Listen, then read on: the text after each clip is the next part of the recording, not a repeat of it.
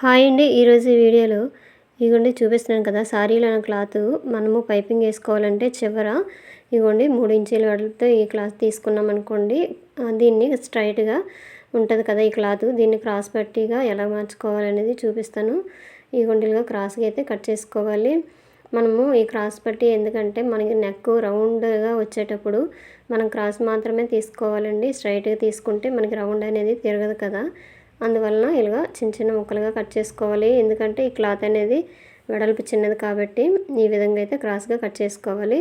చూపిస్తున్నాను కదా వీడియో చివరి వరకు చూడండి. వీడియో నచ్చితే లైక్ చేయండి, షేర్ చేయండి, సబ్స్క్రైబ్ చేయండి. ఎప్పుడైనా మనము రౌండ్ నెక్కి ఇలా క్రాస్ పట్టీ మాత్రమే తీసుకోవాలండి.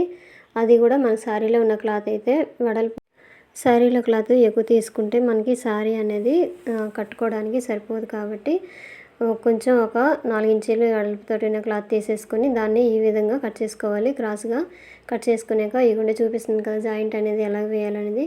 ఫస్ట్గా ఒక క్లాత్ తీసేసుకొని దీన్ని ఇగోండి చూపిస్తున్నాను వీడియోలో, ఈ విధంగా క్రాస్గా అయితే మనం జాయింట్ చేసుకోవాలండి.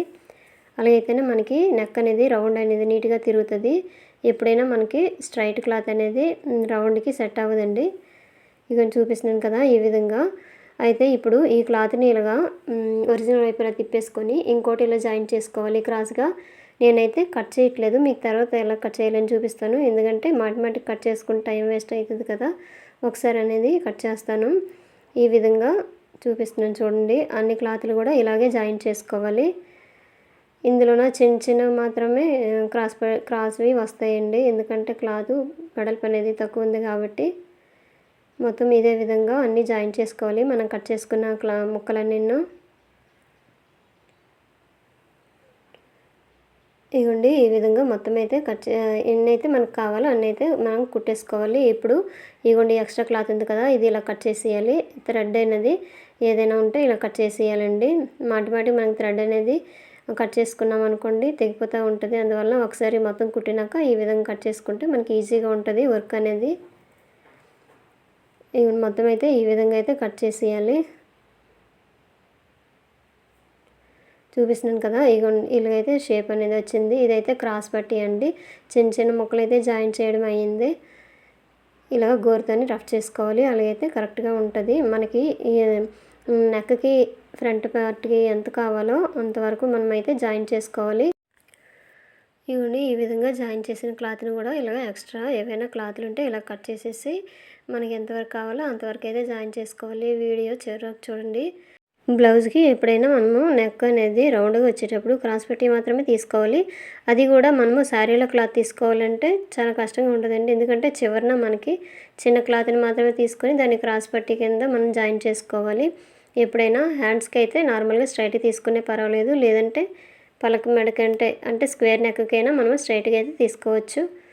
ఇప్పుడు ఈ విధంగా మొత్తం అయితే మనం కట్ చేసుకోవాలి. కట్ చేసుకొని ఇప్పుడు చూపిస్తున్నాను కదా, ఈ చివరిని ఇలాగా ఫోల్డింగ్ చేసేసుకోవాలి.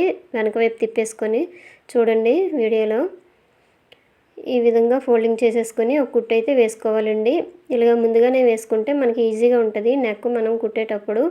దీన్ని పైపింగ్ కింద కూడా మనం వేసేసుకోవచ్చు.